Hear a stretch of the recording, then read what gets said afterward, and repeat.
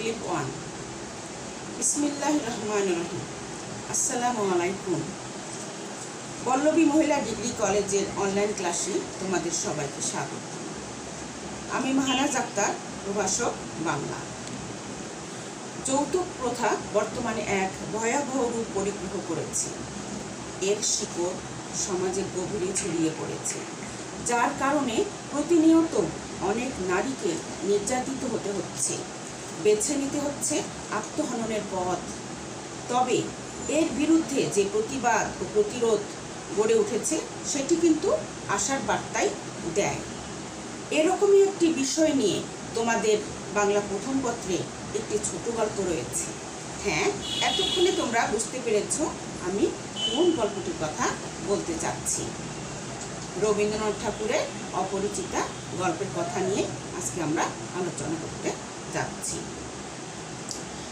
তো এই গল্পটি আলোচনা করতে গিয়ে আমরা যেসব বিষয় বুঝতে পারবো তা হলো, তোমরা বোর্ডে খেয়াল করো, তৎকালীন সমাজ সভ্যতা ও মানবতার অবমাননা সম্পর্কে জানতে পারবে, তৎকালীন সমাজের পণ প্রথার কুপ্রভাব সম্পর্কে জানতে পারবে, তৎকালীন বরপক্ষের আচরণ সম্পর্কে ধারণা লাভ করবে। নারী কোমল হয় কিন্তু দুর্বল নয়, কল্যাণীর জীবন চরিত্র দ্বারা প্রতিষ্ঠিত এ সত্য অনুধাবন করতে পারবে। গল্পটি আলোচনা করার পূর্বে আমরা লেখক পরিচিতি সম্পর্কে প্রথমে ধারণা লাভ করব। তোমরা খেয়াল করো, বোর্ডে আমি লিখছি।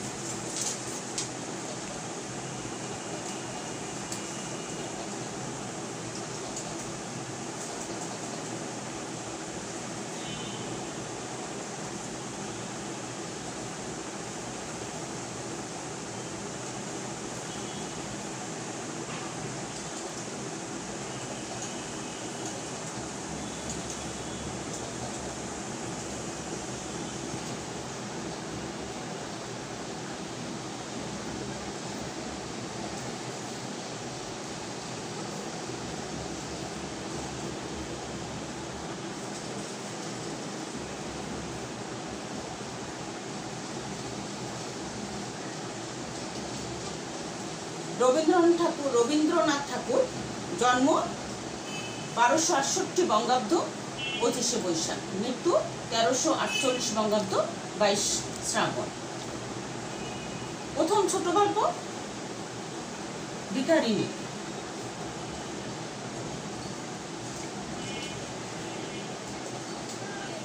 প্রথম ছোট গল্প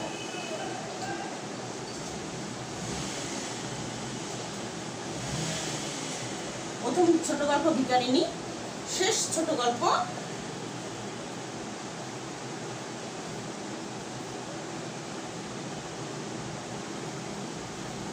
মুসলমানের গল্প।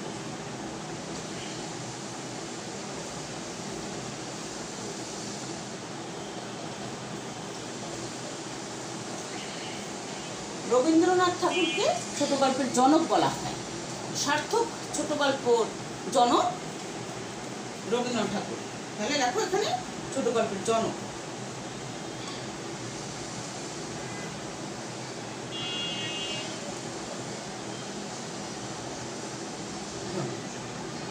কি কি কাব্যগ্রন্থ লিখছে?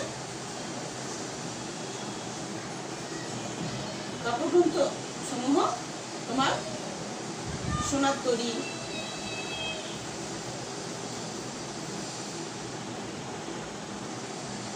চিত্রা, মানসী, জন্মদিনে ইত্যাদি।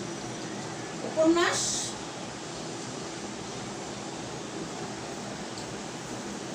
হলো যোগাযোগ,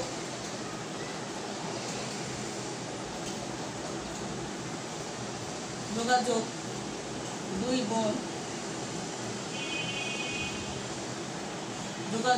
বোন, শেষের কবিতা কিন্তু উপন্যাস, কবিতা নয়। গোরা ইত্যাদি। নাটকে তিনি লিখেছেন নাটক, ডাকঘর,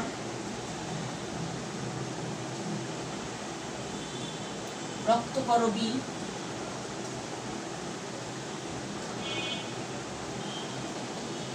অচলায়তন ইত্যাদি। তার বাবার নাম দেবেন্দ্রনাথ ঠাকুর।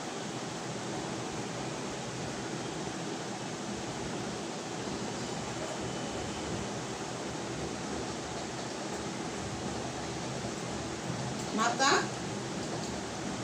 সারদা দেবী।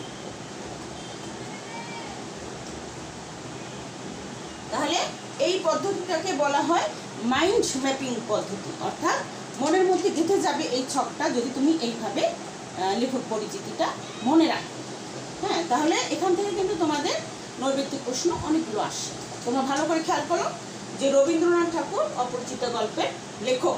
তার জন্ম তারিখ 1268 বঙ্গাব্দ 25 বৈশাখ, মৃত্যু 1348 বঙ্গাব্দ 22 শ্রাবণ। কিন্তু তাকে বলা হয় ছোট গল্পের জনক। তার হাতে কিন্তু ছোট গল্প বিকশিত হয়েছে। তার উপন্যাস সামগ্রী হলো শেষের কবিতা, যোগাযোগ, দুই বোন, গোরা ইত্যাদি। তার কাব্যগ্রন্থগুলো হলো সোনাতরী, চিত্রা, মানসী, জন্মদিনী। তার পিতার নাম দেবেন্দ্রনাথ ঠাকুর, তার মাতা হলো সারদা দেবী। তিনি নাটক লিখেছেন ডাকঘর, রক্তকরবী ইত্যাদি। তার প্রথম ছোট গল্পের নাম কি? তোমাদের অনেক সময় আসে যে প্রথম ছোট গল্প তিনি, সেটার নাম কি? তিনি যেটা রচনা করেছেন ভিখারিণী। আর শেষ ছোট গল্পের নাম কি? সেটা হলো মুসলমানের গল্প। তো এইভাবে তোমরা লেখক পরিচিতিটা মনে রাখবে। অপরিচিতা রবীন্দ্রনাথ ঠাকুরের অন্যতম ছোট গল্প। এখন আসো, ছোট গল্প কি? নামেই তো বোঝা যাচ্ছে যে ছোট গল্প আয়তনে ছোট হতে হবে, অর্থাৎ যে গল্পটি 15 থেকে 20 মিনিট পড়ে শেষ করা যাবে সেটাকেই মূলত আমরা ছোট গল্প বলব। তবে এর ব্যতিক্রমও আছে, যে রবীন্দ্রনাথ ঠাকুরের নষ্টনী আয়তনে কিন্তু প্রায় উপন্যাসের কাছাকাছি। তা সত্ত্বেও বৈশিষ্ট্যের আলোকে একে আমরা ছোট গল্প বলি। শুধু আয়তনে ছোট হলেই কিন্তু ছোট গল্প হবে না, এর অন্যান্য কিছু বৈশিষ্ট্য আছে। এর কাহিনী হবে সহজ সরল, চরিত্রের সমাবেশ কম থাকবে, আর নাটকীয় গুণ সম্পন্ন হতে হবে। গল্পটি পড়ে শেষ করে মনে হবে যে আরও কিছু জানতে ইচ্ছে হবে, অর্থাৎ অন্তরে কিন্তু একটা অতৃপ্তির ভাব রয়ে যাবে। রবীন্দ্রনাথ ঠাকুর তার কবিতায় খুব সুন্দর করে ছোট গল্পের সংজ্ঞা দিয়েছেন। তিনি বলেছেন যে অন্তরে অতৃপ্তি রবে, সাঙ্গ করি মনে হবে, শেষ হয়ে হইল না শেষ।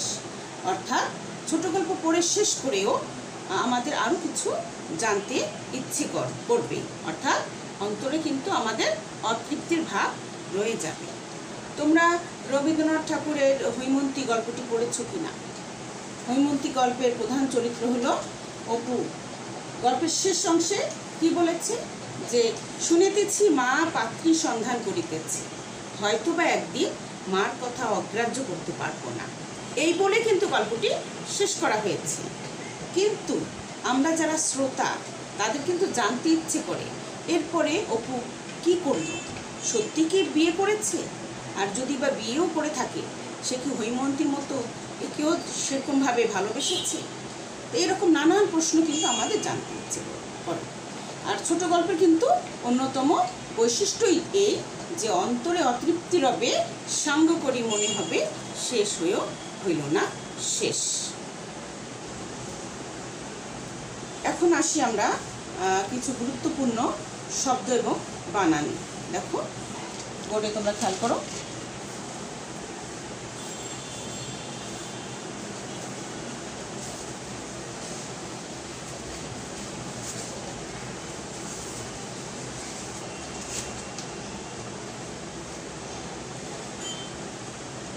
অন্নপূর্ণা,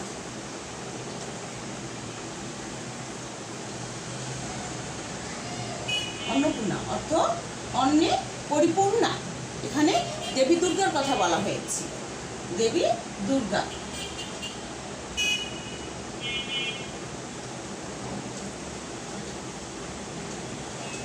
এরপরে আসো গজানন।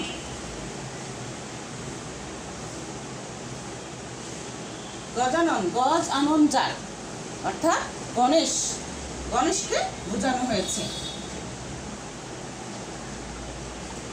দেবী দুর্গার দুই পুত্র, অগ্রজ গণেশ আর অনুজ হলো কার্তিক। তো কার্তিক এত সুন্দর ছিল যে দেবী দুর্গা কার্তিককে সবসময় চোখে চোখে রাখতেন। আর এই কার্তিকের সঙ্গে আমাদের আলোচ্য গল্প যে অপরিচিতার নায়ক অনুপমের তুলনা করা হয়েছে। কলি, পুরাণে বর্ণিত শেষ যুগ।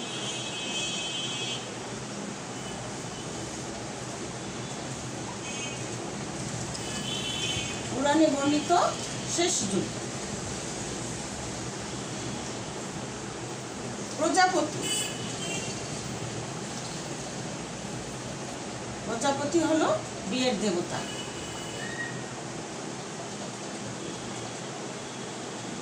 উপরের অংশটুকু আমরা মুছে ফেলি। প্রজাপতি বিয়ের দেবতা। এরপরে আসো উমেদারি।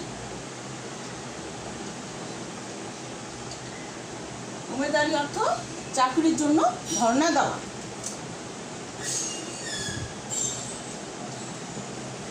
চাকরির জন্য ধর্ণা দেওয়া। মনু, শাস্ত্র প্রণেতা।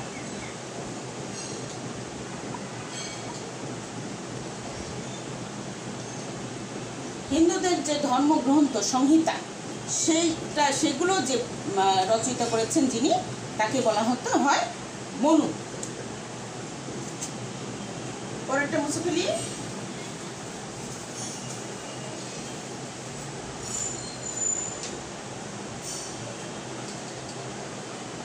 কানপুর,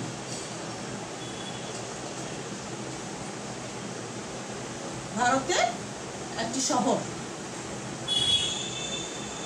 শহরের নাম। পণ্যগড়,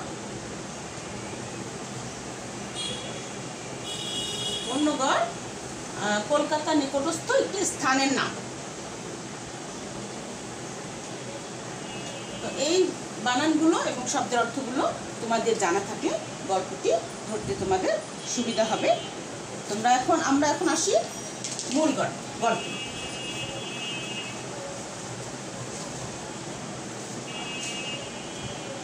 মূল গল্পে প্রবেশ করার পূর্বে আমরা এই গল্পের চরিত্রসমূহ নিয়ে আলোচনা করব।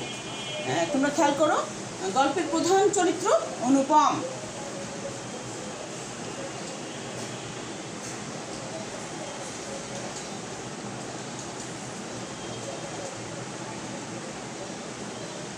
গল্পের নায়ক অনুপম।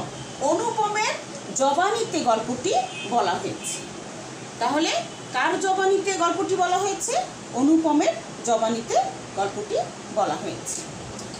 অনুপমের বয়স 27 বছর, MA পাশ করা শিক্ষিত যুবক। এই অনুপমের বিয়ের জন্যই পাত্রী খোঁজ করা হচ্ছিল।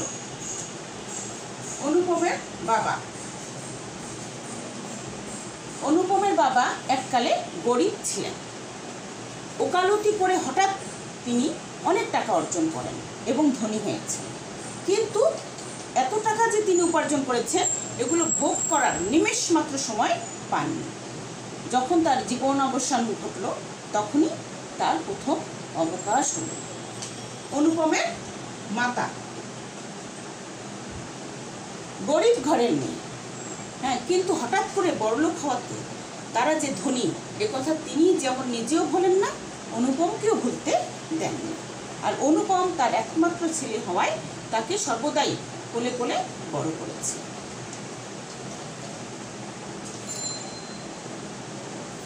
বিনু দাদা অনুপমের পিস্তুত দাদা। এই বীরু দাদাকে দিয়ে অনুপমের জন্য যে পাত্রী ঠিক করা হয়েছিল তাকে আশীর্বাদের জন্য একজোড়া ইয়াররিং দিয়ে পাঠানো হয়েছিল। এরপরে আসো হরিশ। অনুপমের বন্ধু হরিশ অত্যন্ত রসিক মানুষ। হরিশ কানপুরে কাজ করে, সে ছুটি উপলক্ষে কলকাতায় এসেছে। আমরা এখন যাব নারী চরিত্র।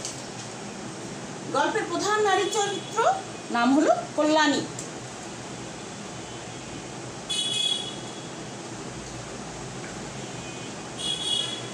প্রধান নারী চরিত্র কল্যাণী অত্যন্ত মার্জিত, ভদ্র এবং শিক্ষিত। কল্যাণীর পিতা শম্ভুনাথ সেন।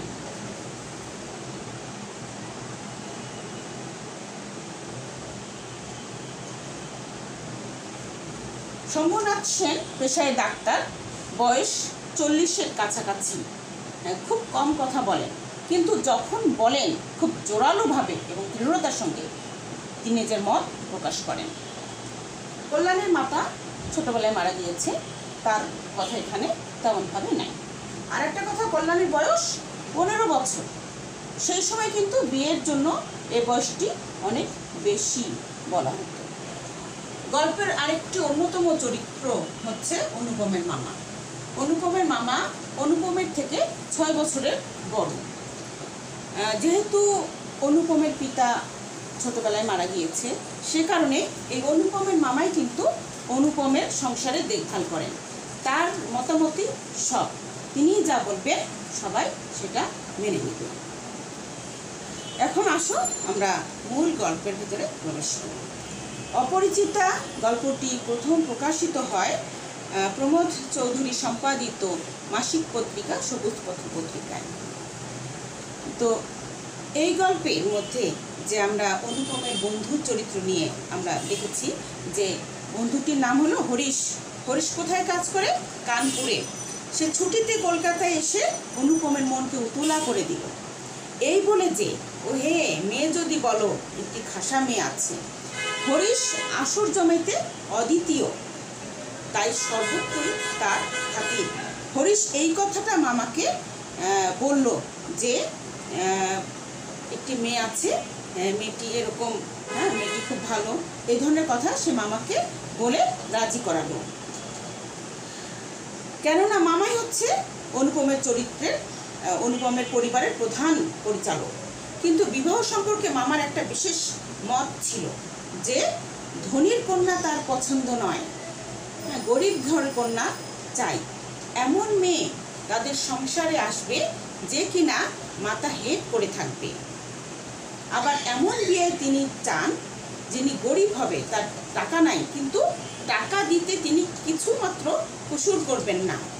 আবার বিয়ে যদি বাড়িতে আসে তাহলে গুড়গুড়ির পরিবর্তে ধোঁকা দিলেও তিনি কিছু মনে করবেন না।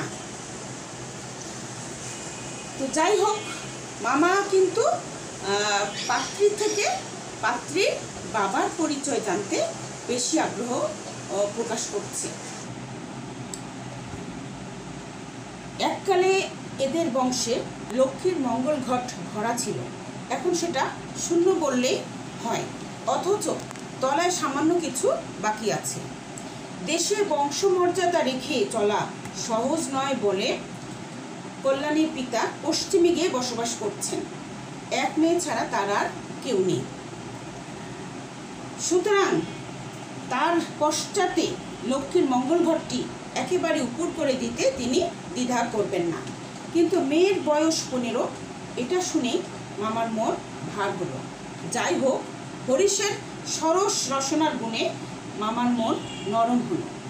বিবাহের ভূমিকা অংশটা নির্বিঘ্নে সমাধান হয়ে গেল। বিয়ে ঠিক হওয়ার পরে অনুপমের মামা বরযাত্রীকে নিয়ে কনে বাড়িতে রওনা দেন।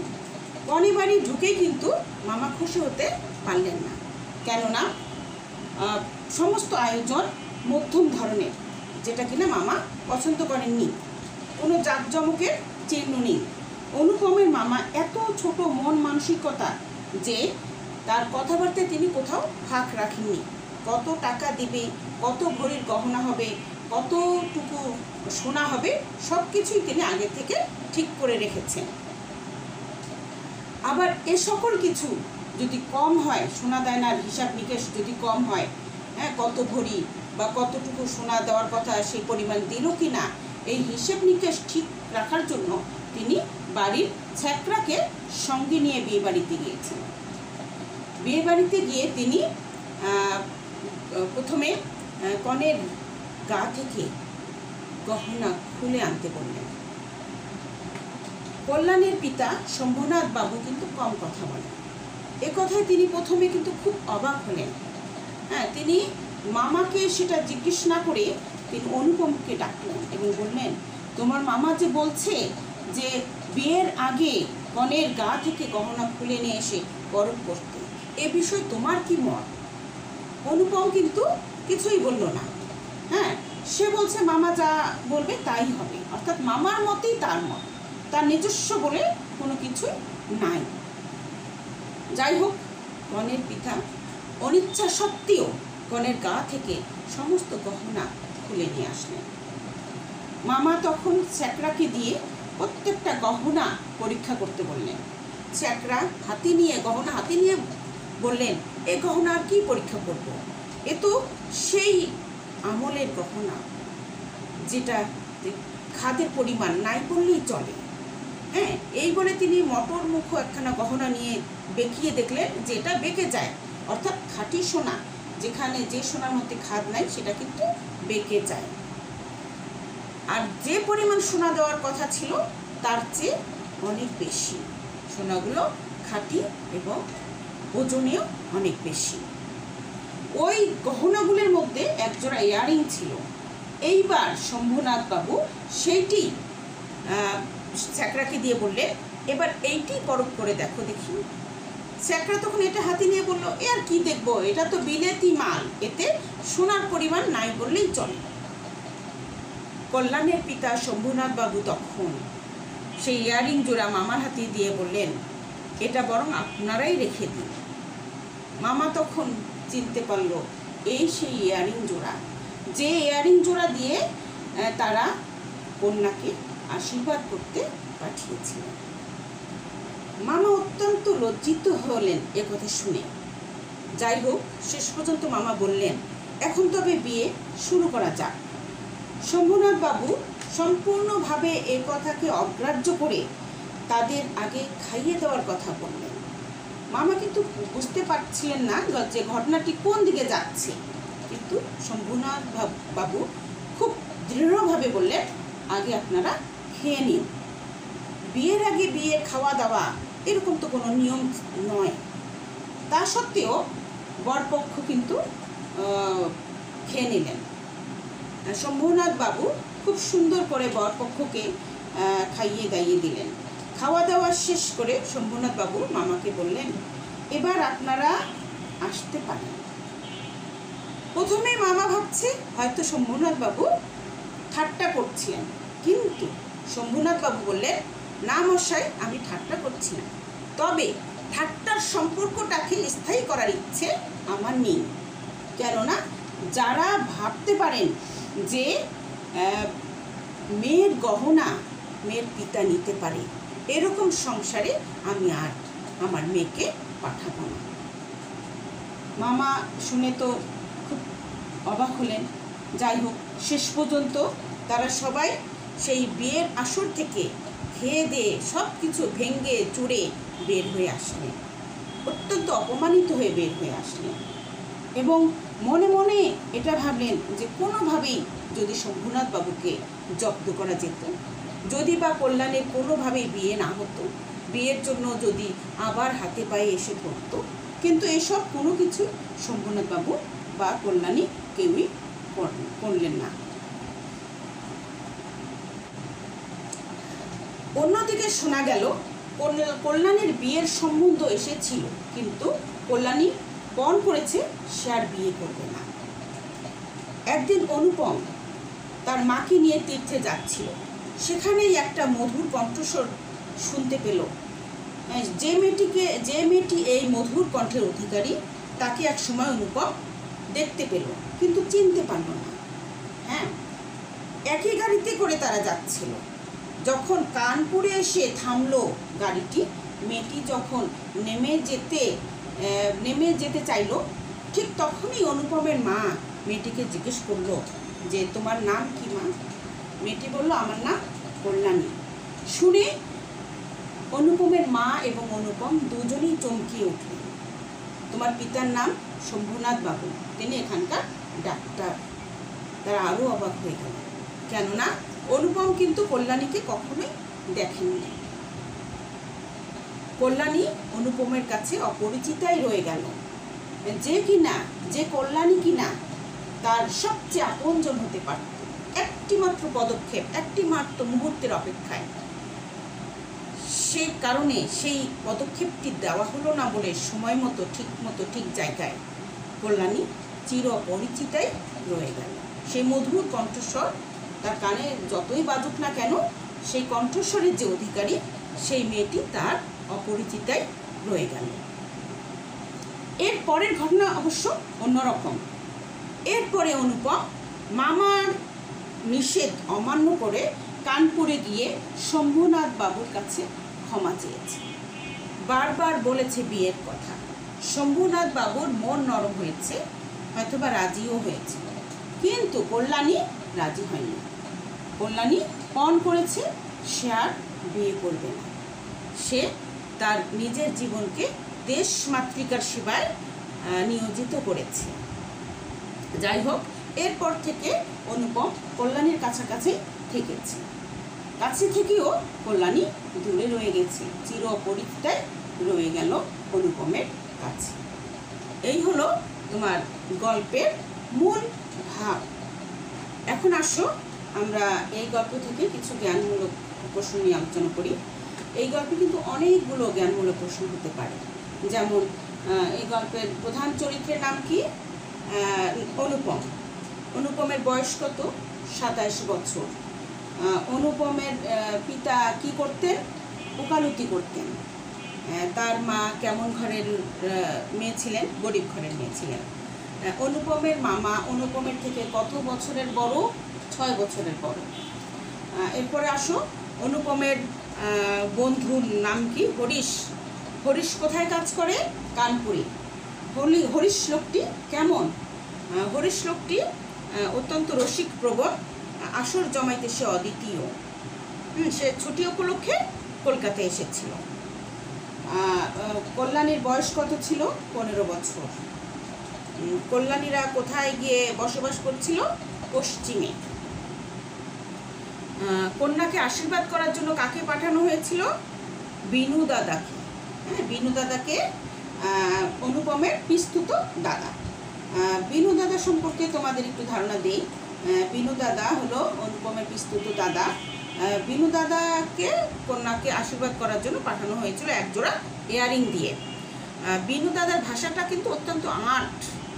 হ্যাঁ, আমরা যেখানে বলি খুব চমৎকার, সে বলবে চলনসই। বিনু দাদা পাত্রী দেখে এসে বললেন, ওহে মন্দ নয়, হ্যাঁ খাঁটি সোনা বটে। তাহলে কিন্তু বিনু দাদার উপর পূর্ণ মাত্রায় আস্থা রাখা যায় যে হ্যাঁ, পাত্রী যথেষ্ট পরিমাণে ভালো, শিক্ষিত, মার্জিত, এখানে সম্বন্ধ করা যায়। এই গল্পের নারী চরিত্র, প্রধান নারী চরিত্রের নাম হলো কল্যাণী। কল্যাণীর বয়স 15 বছর, শিক্ষিত, মার্জিত এবং ভদ্র।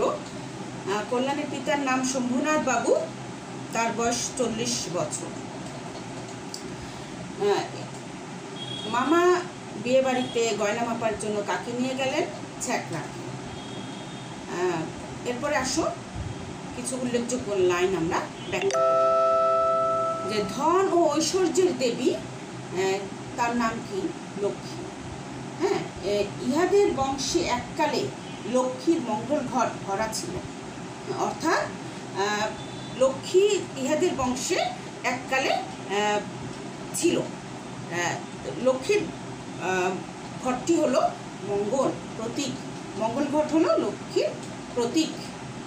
একসময় কল্যাণীদের বংশে লক্ষ্মীর কৃপায় এই ঐশ্বর্যের ঘরটি পূর্ণ ছিল। আর এরপরে আসো, বিয়ের সম্বন্ধে মামার একটি মত ছিল। সেই মতটি কি? হ্যাঁ, আমরা আগেই জেনেছি যে বিয়ে সম্বন্ধে মামার একটি বিশেষ মত আছে, যে ধনীর কন্যা তার পছন্দ নয়, গরিব ঘরের কন্যা তার পছন্দ। এমন মেয়ে আসবে যে মাতা হেট হয়ে তাদের সংসারে থাকবে। আবার এমন বিয়ে তিনি চান যিনি কিনা গরিব হবে, তার টাকা পয়সা থাকবে না, কিন্তু টাকা দিতে কসুর করবেন না, অর্থাৎ ধার দেনা করে হলেও তিনি টাকা দিতে চেষ্টা করবেন। আর বাড়িতে যদি আসে, সেই বিয়ান সাহেবকে গুড়গুড়ির পরিবর্তে হুকা দিল, তিনি কিছু মনে করবেন না। আর মামা বিয়ে বাড়িতে ছ্যাকরাকে কেন নিয়ে এসেছিলেন? মামা বিয়ে বাড়িতে ছ্যাকরাকে সঙ্গে করে নিয়ে এসেছিলেন গহনা যাচাই করে দেখার জন্য। কেননা মামা অত্যন্ত হীন মন মানসিকতা সম্পন্ন। তিনি ভেবেছিলেন কন্যার পিতা হয়তো তাকে ঠকাতে পারেন। আর মামার একটা ধারণা ছিল তিনি কোথাও ঠকবেন না। তিনি ভেবেছিলেন যে যতটুকু গহনা দেওয়ার কথা হয়তো বা কন্যার পিতা ততটুকু গহনা দেবে না। এই জন্য তিনি ছ্যাকরাকে সঙ্গে করে নিয়ে এসেছিলেন গহনা পরখ করে দেখার।